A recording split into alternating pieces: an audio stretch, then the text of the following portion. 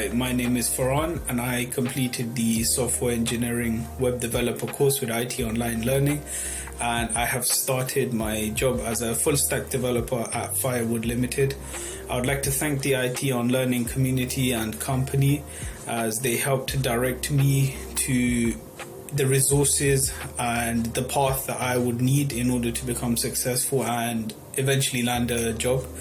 So at the start, I'd like to thank the team that helped me learn through AWS, through Python, HTML, CSS, basically providing me a foundation and recapping the previous skills that I had and also helping me to develop them further. And then from there, I was able to complete the AWS certification. And that certification was very important as it helped me to land the job. The company hired me for that specific reason, was because I had that certification along with other skills.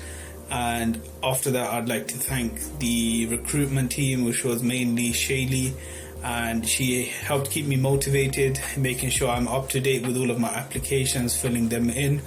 And eventually, even though it took a couple of months, the job market was kind of hard, and but with perseverance and the team and the company pushing me from behind, I was able to finally pass the interview stage and land the job.